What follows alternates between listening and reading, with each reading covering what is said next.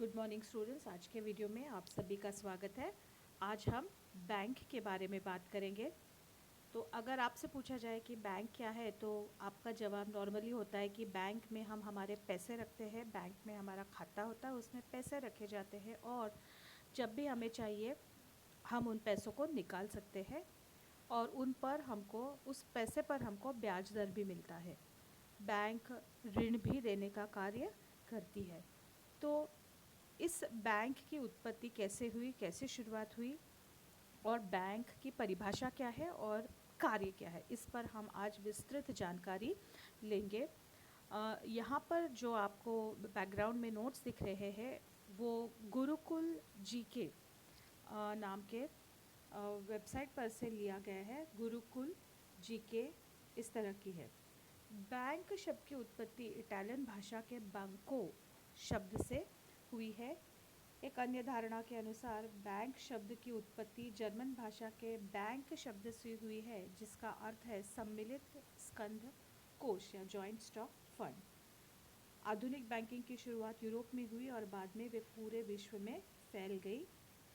Findlay Siraj के अनुसार banker वह व्यक्ति, फर्म या कंपनी है जिसके पास व्यवसाय के लिए ऐसा स्थान है जहां मुद्रा की जमा द्वारा साख निर्माण का कार्य किया जाता है, जिसकी जमा का ड्राफ्ट, चेक या ऑर्डर द्वारा भुगतान किया जाता है। तो बैंक एक ऐसी जगह है जहां पर मुद्रा या करेंसी की जमा द्वारा साख निर्माण का कार्य होता है और इसका भुगतान चेक या ड्राफ्ट या ऑर्डर द्वारा किया जाता है।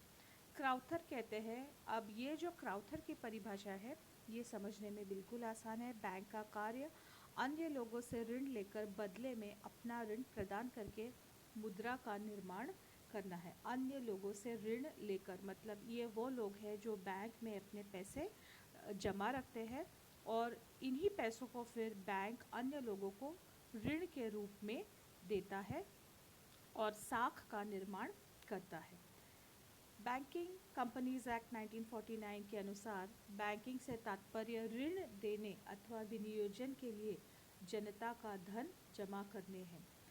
तो ये जो है ऋण देना, ये तो हम सभी जानते हैं कि बैंक लोगों को ऋण देती है और जनता के पास जो पैसा है उसको जमा करती है और उस पैसे का विनियोजन करती है, जो मांग करने पर लौटाया जा सकता है। वो पैसा जो जनता से इकट्ठा किया जाता है विनियोजन के हेतु, वो जनता द्वारा मांग करने पर लौटाया जाता है तथा चेक, ड्राफ्ट व अन्य प्रकार की आज्ञा द्वारा निकाला जा सकता है। तो अब हम आगे चलते हैं कि बैंक के जो कार्य है वो कौन से हैं।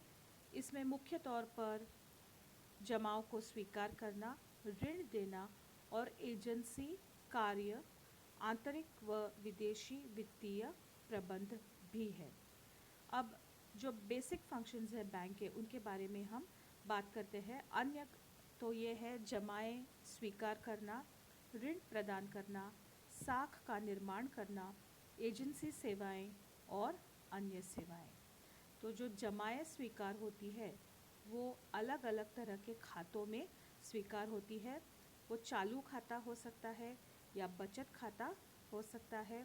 तो बचत खाता कौन सा होता है? बचत खाता यानी कि सेविंग्स अकाउंट, जो आम तौर पर लोग खोलते हैं, नौकरी पेशा लोग इस तरह के खाते को खुलवाते हैं।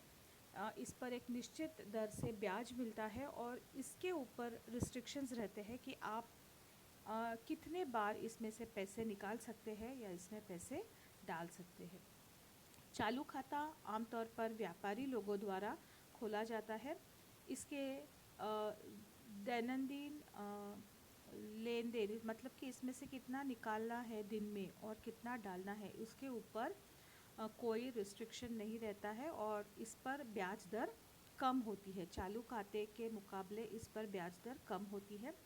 अवधि जमाएं या सावधि जमाएं, ये वो जमाएं होती है जो बैंक एक निश्चित समय के लिए स्वीकार करती है और वो समय समाप्त होने के पूर्व उस जमा को आप निकाल नहीं सकते और इस पर ब्याज दर अधिक होती है, अन्य खातों की अपेक्षा अधिक होती है। अब चौथा है मांग जमाएं। मांग जमाएं वे जमाएं हैं जो ग्राहक के द्वारा भी किसी भी समय मांगे जाने पर बैंकों को अदा करनी पड़ती है। ऐसी जमाओं पर ब्याज दर कम होती है। अब व्यापारिक बैंक का दूसरा महत्वपूर्ण कार्य ऋण देना है। ये बैंक मुख्यतः गृह, शिक्षा, विवाह, वाहन इत्यादि के लिए ऋण प्रदान करती है। अब एक और चीज़ यहाँ पर है जो है अधिविकर्ष या ओवरड्राफ्ट।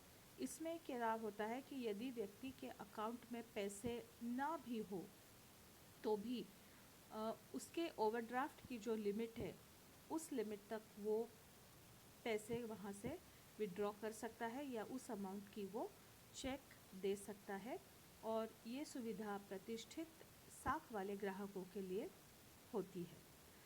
अब हम जिस बैंकिंग फंक्शन की बात कर रहे हैं थर्ड वाला, वो है साख निर्माण। ऊपर हमने बैंकिंग फंक्शंस की जो बात की वो थी ऋण देना और जमाए रखना। जमाए या डिपॉजिट्स कौन से टाइप्स के होती है, अकाउंट्स कौन से टाइप्स के होते हैं वो पढ़ा हमने।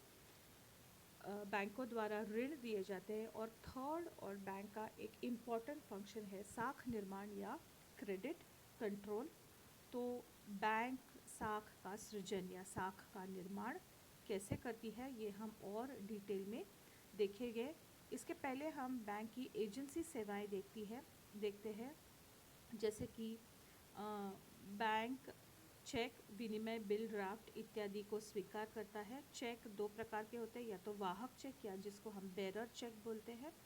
यह एक प्रकार का चेक है जिसका नकद भुगतान प्रस्तुत करने वाले को या वाहक को किया जाता है। और रेखांकित चेक या क्रॉस चेक, इसका भुगतान बैंक के अंतिम नाम वाले व्यक्ति के खाते में ही करवाया जाता है। अन्य सेवाएं जो बैंकें देती है वो है इंटरनेट बैंकिंग, 24 घंटे का बैंकिंग। कभी भी मोबाइल फ़ोन से या कंप्यूटर से आप ट्रांसफ़र्स कर सकते हैं बैंक एक अकाउंट से दूसरे अकाउंट को। एटीएम सुविधा दी जाती है ग्राहकों को। ऑटोमेटिक टेलर मशीन जहां पर आप जा कर के पैसे विड्रॉ कर सकते हैं। मोबाइल बैंकिंग सुविधा है, लॉकर सुविधा है और क्रेडिट कार्ड की सुविधा है। अब यहाँ पर बैंक की परिभाषा और उसके कार्य समाप्त होते हैं, लेकिन जो थर्ड नंबर का फंक्शन है साख का सृजन, इसको हमको डिटेल में करना है, जो हम करेंगे अगले वीडियो में। आज के लिए इतना ही मेरी तरफ से। Bye bye. घर पे रहो, सेफ रहो और पढ़ते रहो। बाय।